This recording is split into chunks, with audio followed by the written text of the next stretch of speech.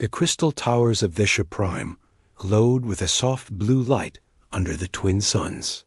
For 3,000 years, the Zelani people had lived in peace on their beautiful world. Their tall, thin bodies sparkled like living gems in the sunlight.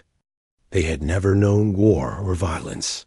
They built their cities with art and beauty in mind, not defense. That peaceful time was about to end.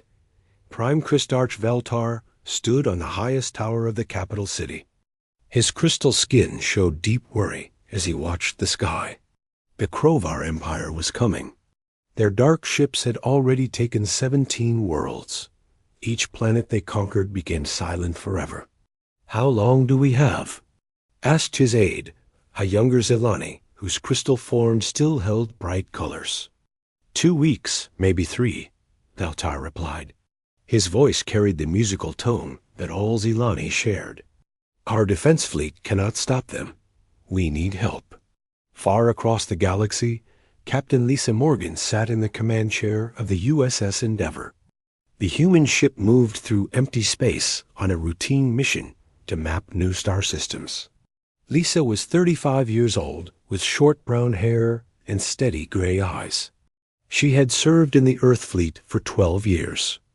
"Captain, we're getting a strange signal," said Lieutenant Danny Kim from his station.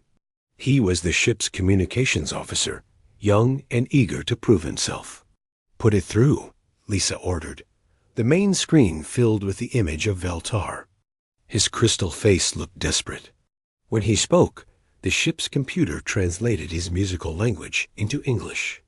"To any who receive this message, we are the Zelani of Vesha Prime. We face destruction by the Krovar Empire. They have conquered many worlds before us. We are a peaceful people with no experience in war. We ask for help. We offer our technology in exchange for military aid. Please, if there is anyone listening, we need you." The bridge went quiet. Lisa had seen many alien species during her travels, but the Zelani sphere was clear even across the language barrier. "How far are they from us?" she asked. 3 days at maximum speed," answered Commander Jake Sullivan, her second in command. Jake was a tall man with black hair and sharp blue eyes. He had studied military history his whole life. "Sir," said Dr. Alex Rodriguez from the science station, "their technology readings are incredible. Their energy shields and power systems are far beyond ours." Alex was the ship's doctor and scientist, a quiet man who loved learning about new cultures. Lisa made her decision quickly. "Send a reply. Tell them we received their message and help is coming. Jake, set course for Vesha Prime. Maximum speed." "Yes, Captain," Jake replied, but his face showed concern. "Should we contact Earth first?" "Send the message to Admiral Barnes immediately." "But we go now. These people need to know someone heard them." Back on Vesha Prime, Veltar received the human response with surprise and hope. The message was short, but clear. "Help is coming. Stay strong." "Who are these humans?" asked his aide. "I do not know," Veltar admitted, but they answered when no one else would. The Krovar Empire had been watching Vesha Prime for months. Their scouts had studied the Zelani defenses and found them weak. Warlord Thaxkar commanded the invasion fleet from his massive warship. He was a creature of scales and claws, bred for conquest. "The crystal beings have no weapons that can hurt us," reported his intelligence officer. "Their ships are built for science, not war." "Good," Thaxkar growled. "We take their world in 3 days. Their technology will make the Empire stronger." The Krovar had conquered using the same plan for centuries. They would arrive with overwhelming numbers, destroy any resistance, and take what they wanted. No species had ever stopped them once they decided to attack. On Earth, Admiral Kate Barnes. Read the message from Captain Morgan with growing interest. Kate was 50 years old, with gray hair and the kind of calm confidence that came from 30 years of military service. She had fought in the Mars Rebellion and the Asteroid Wars. "Sir," said her aide. "Should we send a small task force to help?" Kate studied the data about the Zilani and the Krovar threat. The Zilani seemed like good people who deserved protection. The Krovar Empire sounded like exactly the kind of enemy that humanity should stop. "No," she said finally. "When humans make a promise to help, we keep it completely. Contact all fleet commanders. I want a full military response." Her aide looked surprised. "Sir, they only asked for some military aid." Kate smiled, but it was not a warm smile. "They asked humans for help. They're about to learn what that really means." The USS Endeavour reached Thesha Prime 2 days later. Lisa stood on the bridge, looking at the beautiful crystal cities below. The planet looked like a work of art, all flowing lines and gentle curves. "Captain, the Zilani are sending a diplomatic ship to meet us," reported Danny Datsun. Veltar appeared on the main screen again. This time he looked hopeful. "Captain Morgan, we thank you for coming so quickly. We did not expect such a fast response." "We always help friends in need," Lisa replied. "But I need to be honest with you. This is just one ship. The real help is still coming." "One ship?" Veltar looked confused. "But surely one ship from your people is enough to help us plan our defense?" Lisa and Jake exchanged looks. They realized the Zilani had no idea what was heading their way. "Sir," Jake said quietly to Lisa, "I don't think they understand human military doctrine." Lisa nodded. The Zilani expected a small force to help them fight a defensive battle. What they were going to get was the full weight of human military power, focused on completely destroying the Krovar threat. "Veltar," Lisa said carefully, "our fleet will arrive soon. When it does, the Krovar will not just be stopped. They will be removed as a threat forever." The Zilani leader looked puzzled. "Removed? Do you mean driven away?" "No," Lisa said. "I mean removed." As the conversation ended, Lisa wondered if the Zilani truly understood what they had asked for. They wanted help defending their world. What they were going to get was a demonstration of why humanity had never lost a war. Once they decided to fight it. The countdown to the Krovar arrival continued. But now, something else was coming too.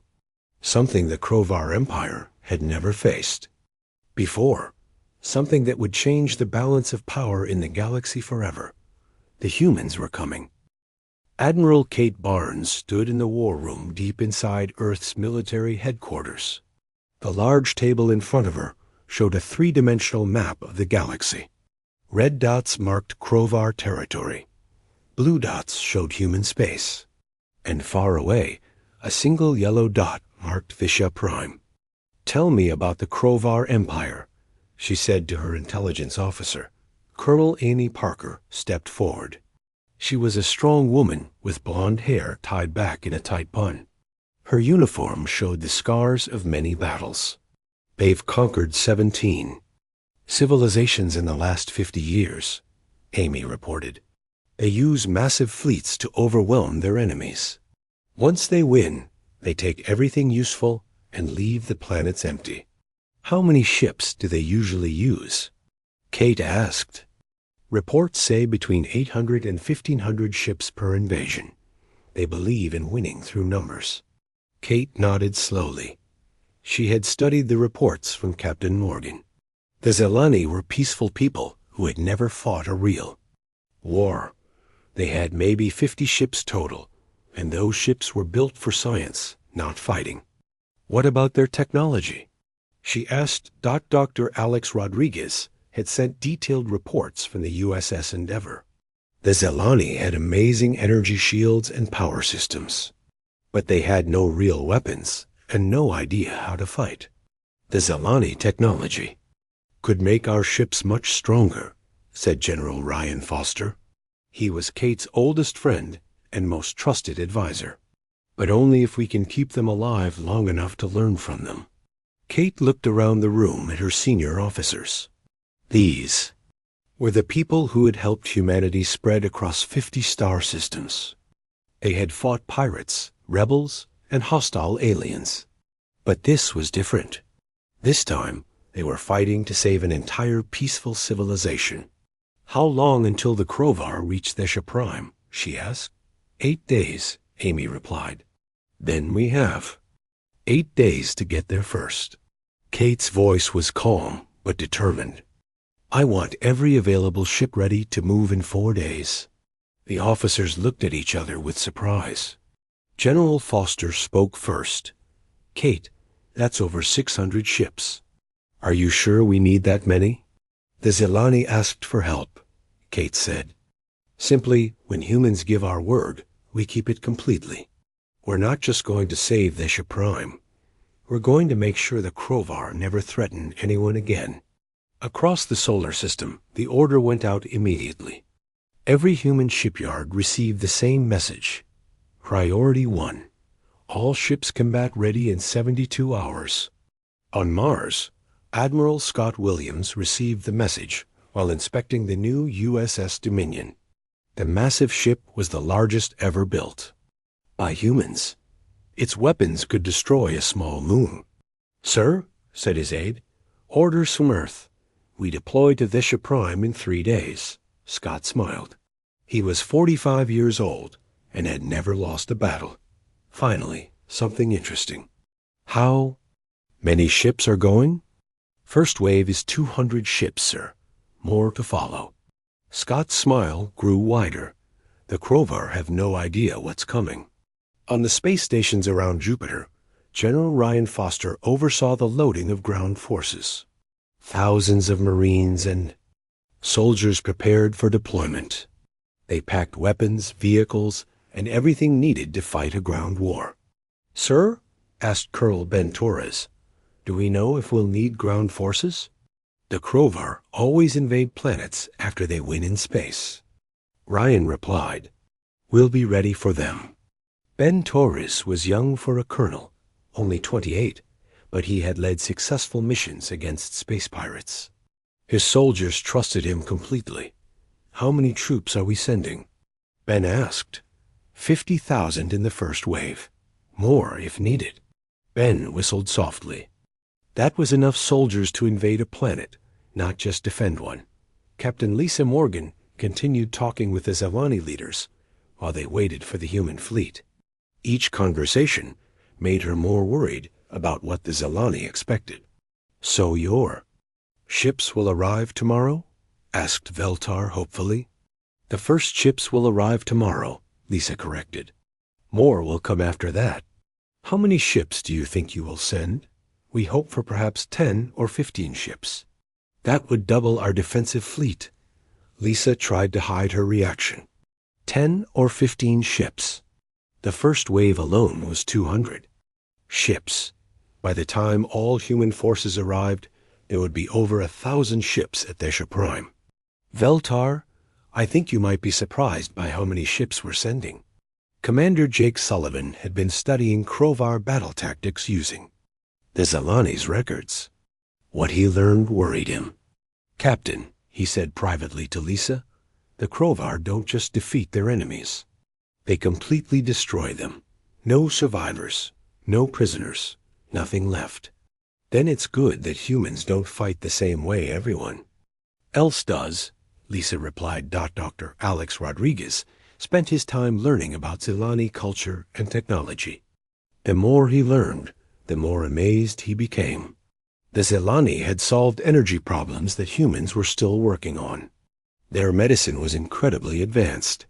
Their art and music were beautiful beyond description. They've created a perfect, peaceful civilization, he told Lisa.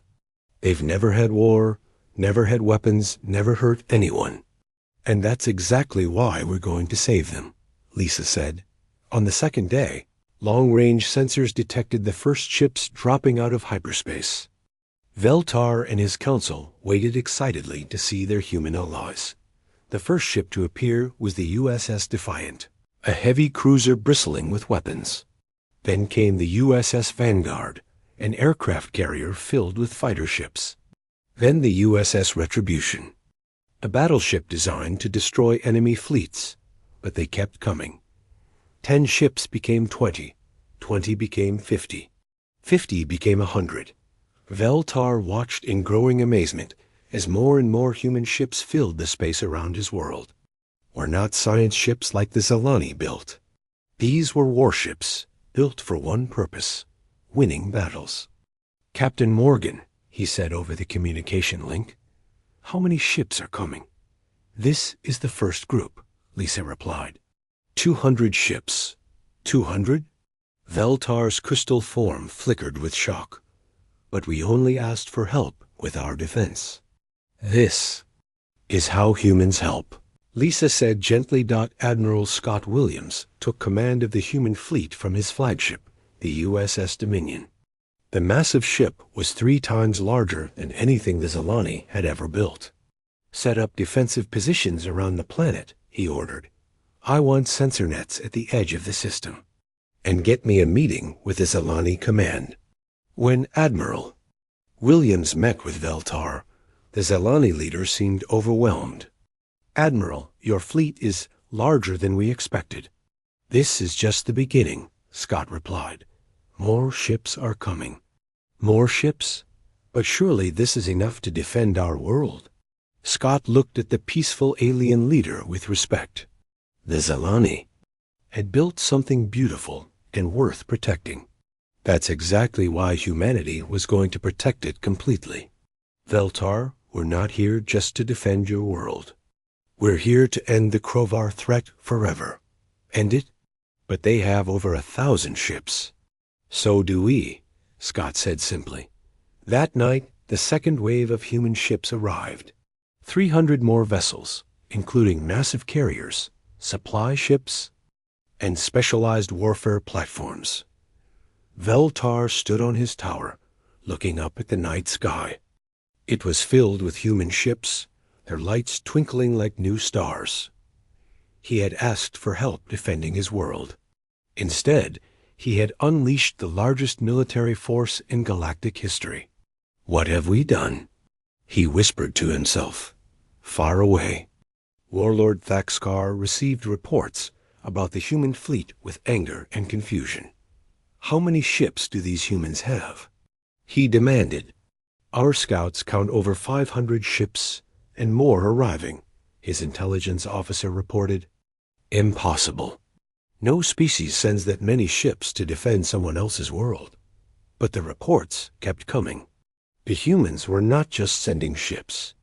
They were sending everything: fighters, bombers, troop transports, supply vessels, mobile shipyards, and weapons platforms. TAX single quotes KAR had conquered 17 worlds using the same strategy.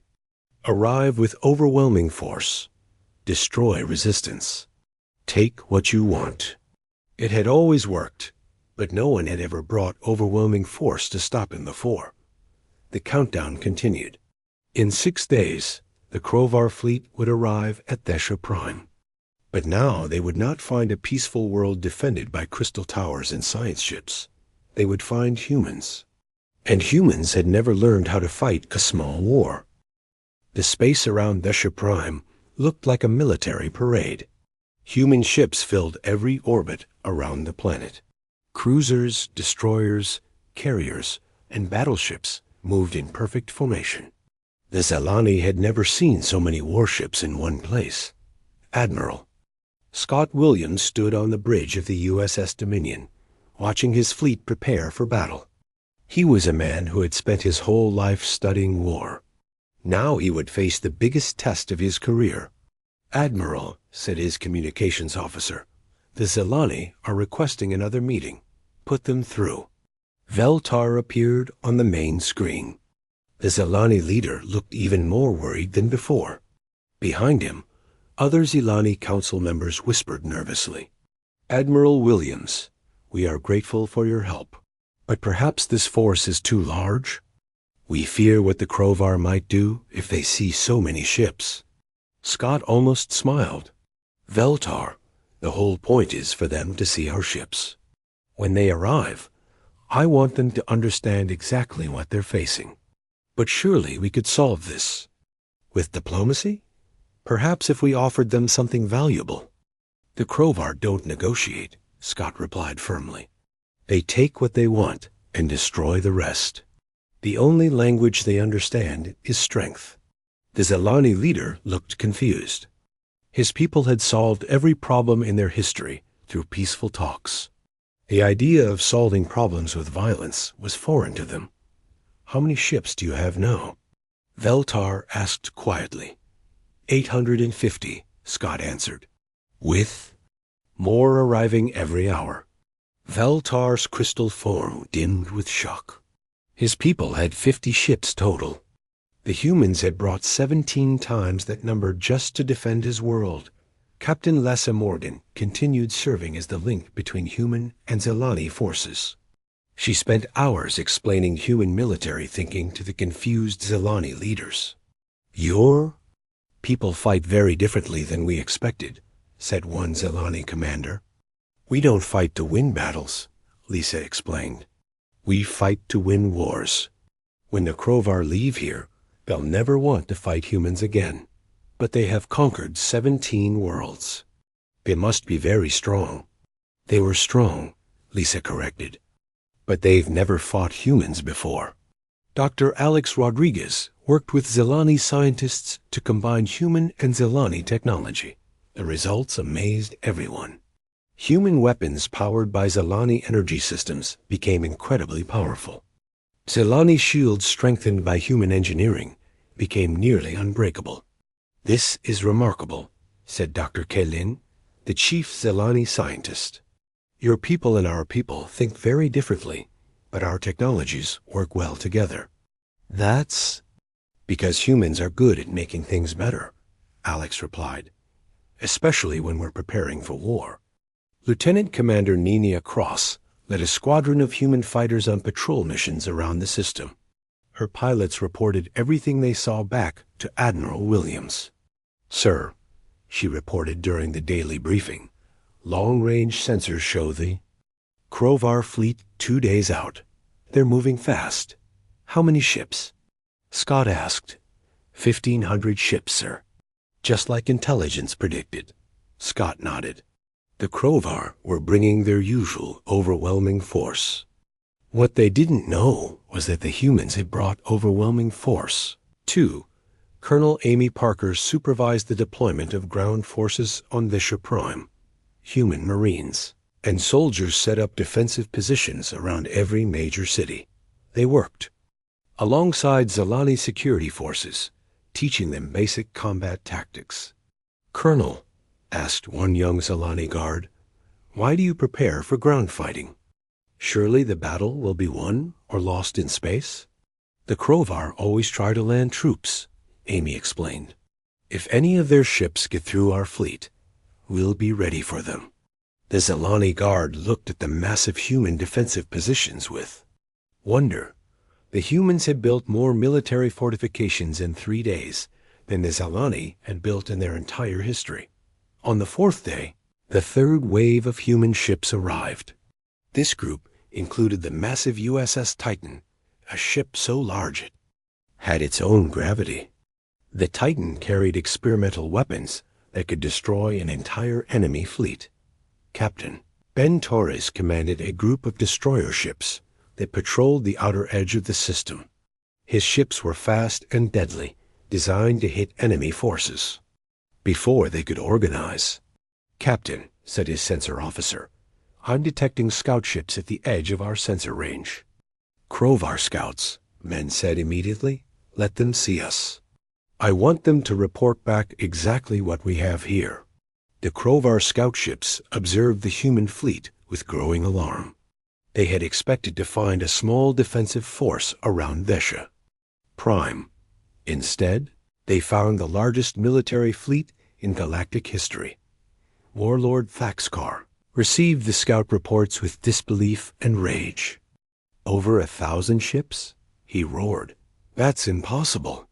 No species commits that many resources to defend someone else's world. Sir, said his intelligence officer nervously, our scouts confirm the reports. The humans have brought their entire military. Entire military? For one planet? It appears so, sir. Faxcar studied the tactical reports. His 1,500 ships still outnumbered the human fleet, but the numbers were much closer than he liked. Every conquest before this had been easy because his enemies were outnumbered 10-1. What do we know about human fighting ability? He demanded. Very little, sir. They're a young species. No major wars in their recent history. Been there. Probably weak, Faxcar decided. They brought many ships because they're afraid. We attack as planned? But some of his officers looked worried. A species didn't build 1,000 warships by being weak. Back at Thesha Prime, Admiral Williams received updates about the approaching Krovar fleet. He gathered his senior officers for a final planning meeting. They'll arrive tomorrow morning. He announced, "Our long-range sensors show they're maintaining their standard attack formation." Standard formation? Asked Captain Torres. Big cluster of ships moving straight at the target. No subtlety. No clever tactics. Just overwhelming numbers. That might have worked against the other species they conquered, said Admiral Williams. Tactical officer. But they've never fought humans before. Exactly, Scott smiled grimly. They're used to fighting defensive battles against scared, peaceful species.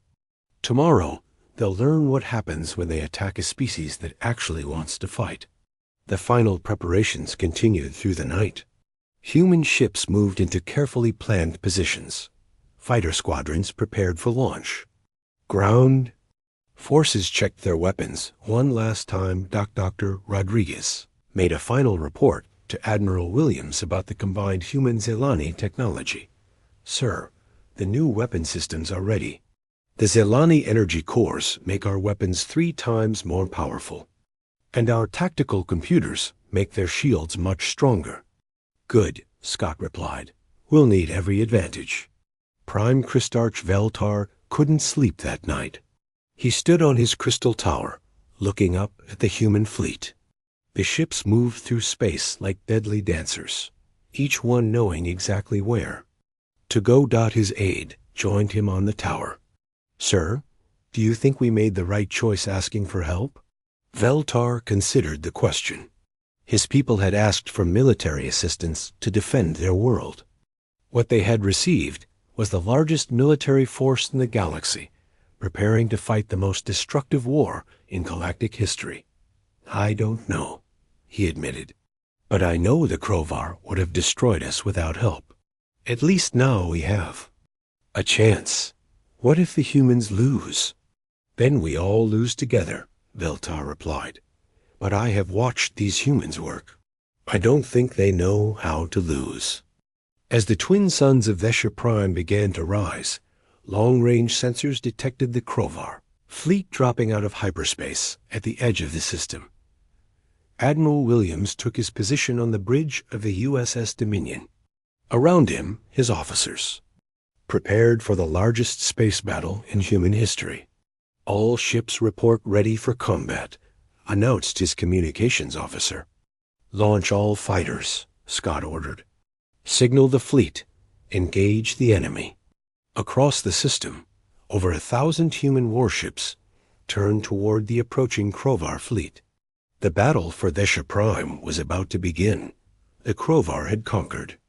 17 civilizations using the same tactics. Arrive with overwhelming force. Destroy all resistance. Take everything valuable. But this time, they faced an enemy that had brought overwhelming force of their own. An enemy that didn't just want to defend a planet. An enemy that wanted to win a war. The Krovar fleet moved through space like a dark cloud. 1,500 warships advanced toward Thesha Prime in their traditional formation, a massive cluster designed to overwhelm any defense through sheer numbers. Warlord Thaxkar stood on the bridge of his flagship, the Destroyer of Worlds. He had used this same ship to conquer 17 civilizations. Today would be the 18th. Sir, reported his sensor officer, the human fleet is not retreating. They're moving to intercept. "Use here." "Fools," Thaxcar growled. "They think their 1,000 ships can stop us. Begin the attack." But Admiral Scott Williams had no intention of fighting a traditional battle. Human military doctrine was based on one simple principle: hit the enemy where they don't expect it with everything you have. All ships, execute Battle Plan Alpha. Scott ordered from the USS Dominion. The human fleet split into 7 groups. Each group moved to a different position around the advancing Krovar force. Instead of meeting the enemy head-on, the humans surrounded them. Captain Ben Torres led his destroyer squadron in the first attack. His ships came from above the Krovar formation, moving fast and hitting hard. "Target their command ships," he ordered. "Take out their ability to coordinate." The human destroyers fired their new weapons, powered by Zalani energy cores. The results were devastating. Krovar command ships exploded in brilliant flashes of light. "Direct hit on their flagship support vessels," reported Torres' weapons officer. "They're losing communication with their fleet." Warlord Thaxcar felt his ship shake under human fire. He had never experienced an attack this coordinated before. "Return fire," he roared. "All ships, attack formation 7. But his orders couldn't reach half his fleet. The human attack had destroyed too many communication relays. Lieutenant, Commander Nina Cross led her fighter squadrons in the second wave of attacks. Hundreds of small, fast human ships swarmed through the Krovar formation like angry insects. "Target their engine systems," she commanded. "Slow them down." The human fighters were faster and more agile than anything the Krovar had seen. They struck at weak points in the Krovar ships, then disappeared before return fire could hit them. "Ma'am," reported one of her pilots, "their point defense systems can't track us." "We're too fast." "Good," Nina replied. "Keep hitting them. Don't give them time to organize." On Vesha Prime Christarch Veltar watched the battle from his command center. The space around his world had become a storm of light and explosions. "I cannot understand this," he said to his aide. "The humans are not defending. They are attacking." "Is that not what warriors do?" his aide asked. "We expected them to protect our world. Instead, they are destroying the Krovar fleet." "Dr. Alex." Rodriguez monitored the battle from the USS Endeavor. The combined human-Zilani technology was working perfectly. Human ships powered by Zilani energy cores were proving unstoppable. "Captain Morgan," he reported, "our new weapon systems are exceeding all expectations. The Krovar shields can't stop them." "Good," Lisa replied. "How are our own defenses holding up?" "The Zilani shield generators are amazing. Our ships are taking hits that would normally destroy them."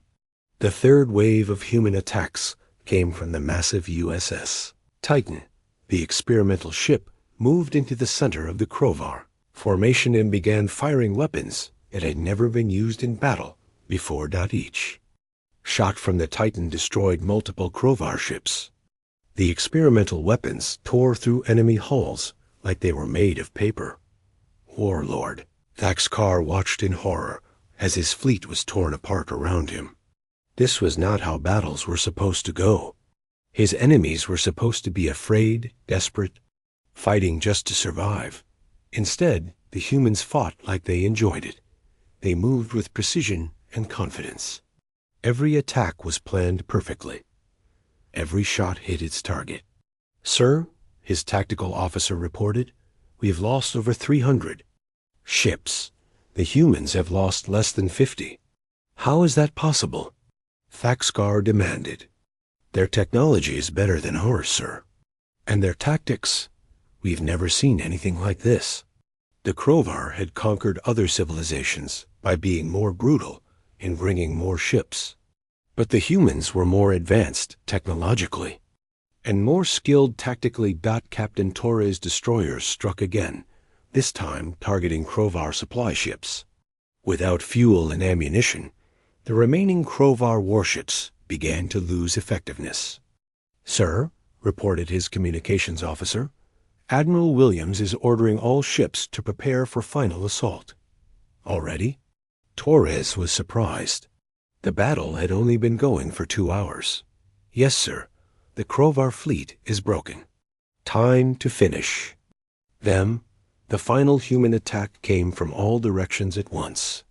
Every human ship focused their fire on what remained of the Krovar fleet. The space around Vesha Prime lit up like a new star. Colonel Amy Parker watched the space battle from her command post on the planet's surface. Her ground forces were ready to repel any Krovar landing attempts, but it was becoming clear they wouldn't be needed. "Colonel," asked one of her officers, "should we stand down?" "Not yet," Amy replied. "The battle isn't over until Admiral Williams says it's over." But the battle was nearly finished. Of the 1,500 Krovar ships that had arrived, less than 200 remained. Those ships were damaged and scattered, with no hope of victory. Warlord Thaxkar faced a choice he had never had to make before: surrender or die fighting. "Sir," his communications officer said quietly, "the humans are broadcasting a message." "Admiral." Williams' voice filled the bridge of the Krovar flagship. "Warlord Thaxkar, this is Admiral Scott Williams of the human fleet. Your forces are defeated. Surrender now, and your surviving ships will be spared. Continue fighting, and we will destroy every last one of them." Thaxkar looked around his damaged bridge. Half his officers were dead. His ship was barely functioning. His fleet was gone. "This is impossible," he muttered. "We had more ships. We had superior numbers. But they had superior everything else," his tactical officer said quietly.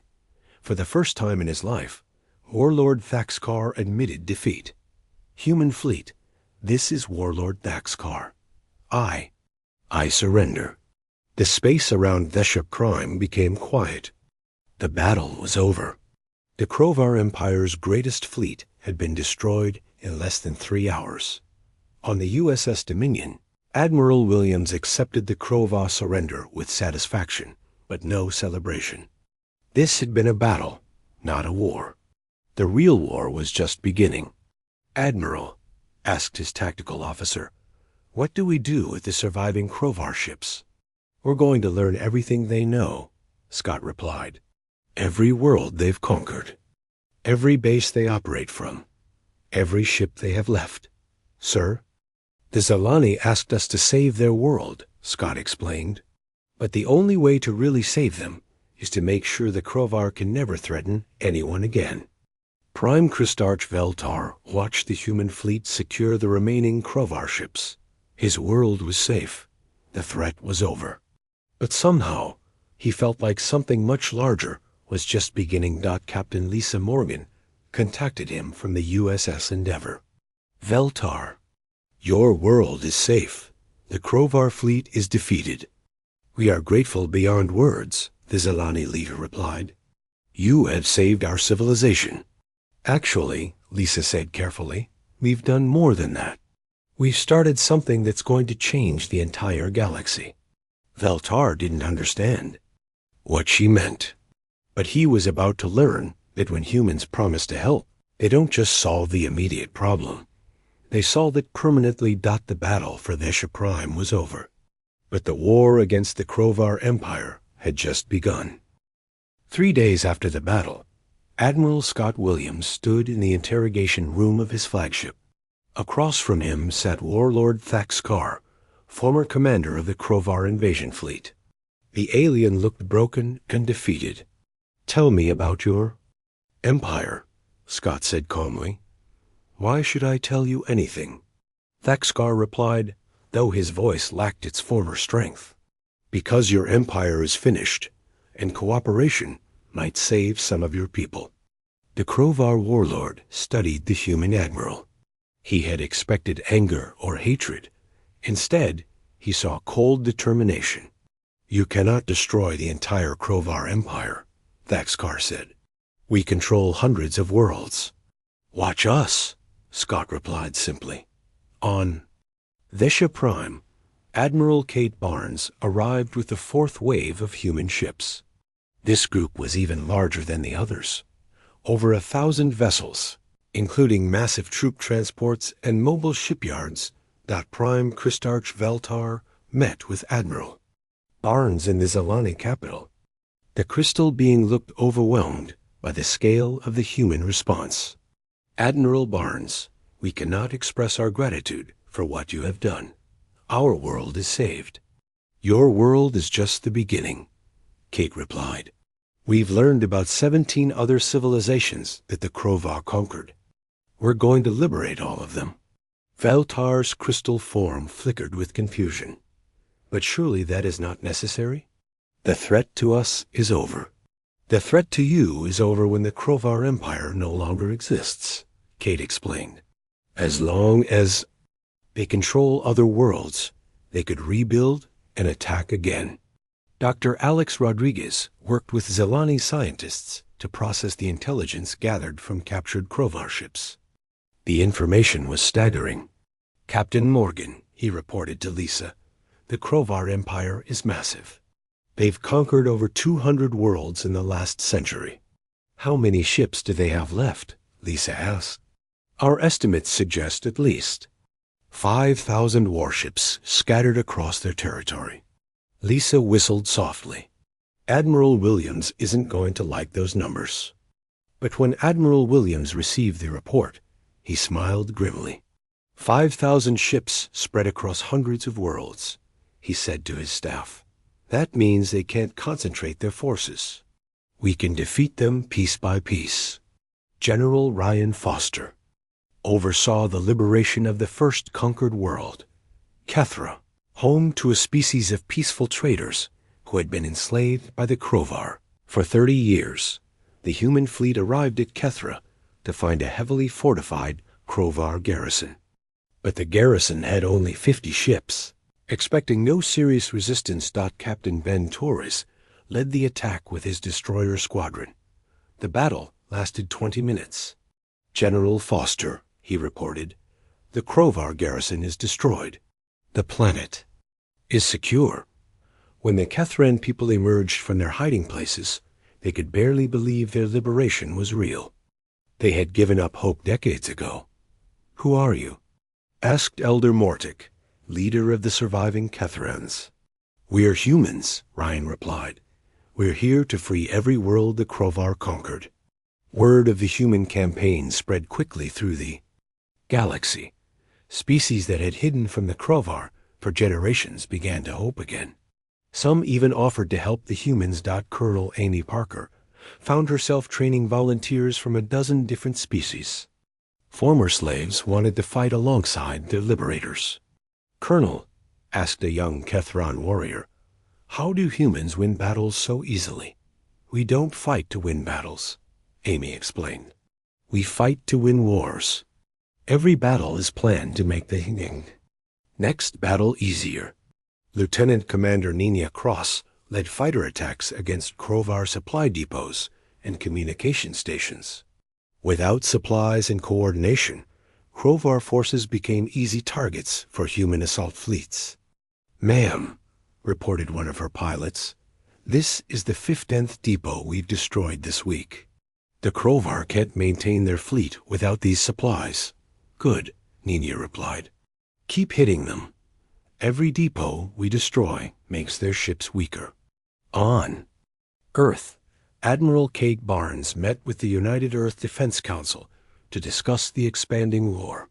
Admiral, said the council chairman, the Zelani asked for help defending their world.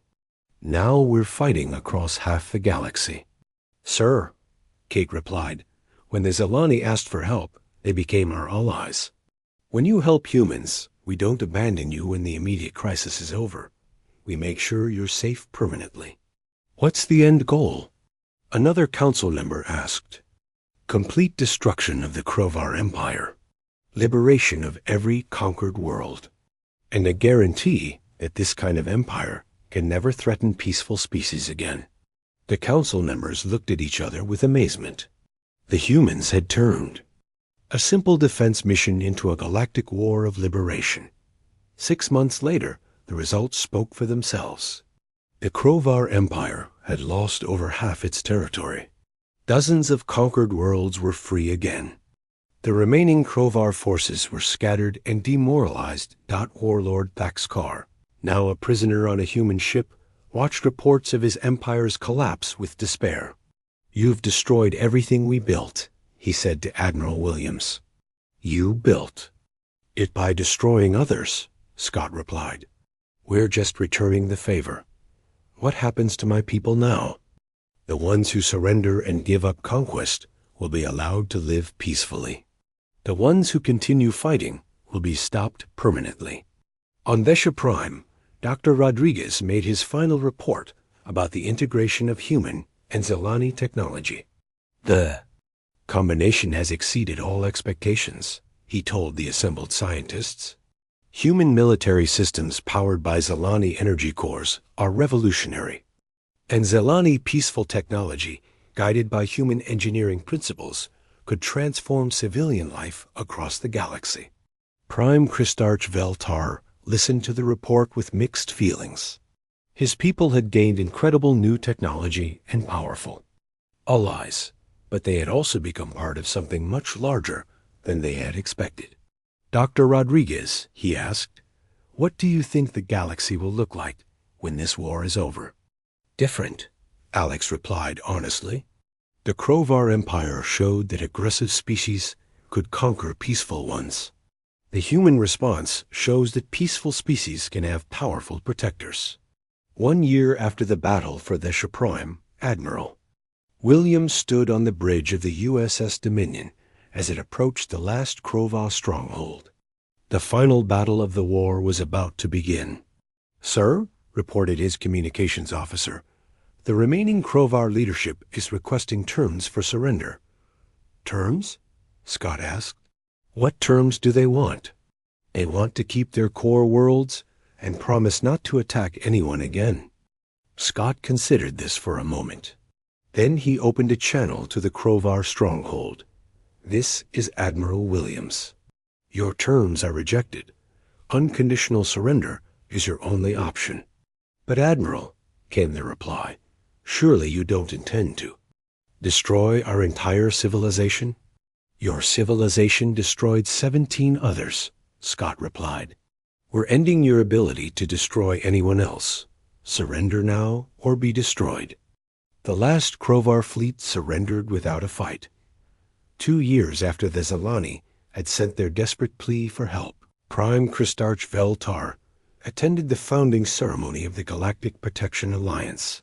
Representatives from 50 liberated worlds gathered on Vesha. Prime Admiral Kate Barnes spoke to the assembly. 2 years ago, the Zelani asked humanity for help defending their world. Today, we establish an alliance that will defend all peaceful worlds from any future threat. Veltar listened to the speech with wonder. His people had asked for military assistance to stop one invasion. What they had received was the creation of a new galactic order. After the ceremony, Veltar met privately with Captain Lisa Morgan. "Captain," he said, "I must ask you something that has puzzled me for 2 years." "What's that?" Lisa replied. "Why did humans do so much more than we asked for? We requested help with our defense." "You gave us the liberation of the galaxy," Lisa smiled. "Veltar, you made one mistake in your request for help." "What mistake?" "You asked humans for help. When humans give their word to protect someone, we don't just protect them from the immediate threat. We protect them from all future threats, too." Veltar nodded slowly. "So when we asked for help, you became our friends. And humans never abandon their friends." The ceremony ended with the announcement of the new galactic capital, Vesha Prime. The peaceful world that had asked for help defending itself had become the center of the largest alliance in galactic history. As the representatives of 50 worlds celebrated their freedom, Admiral Williams made his final log entry about the war. "The Krovar Empire has been completely dismantled. All conquered worlds have been liberated. Former Krovar military forces have been disbanded and integrated into peaceful societies.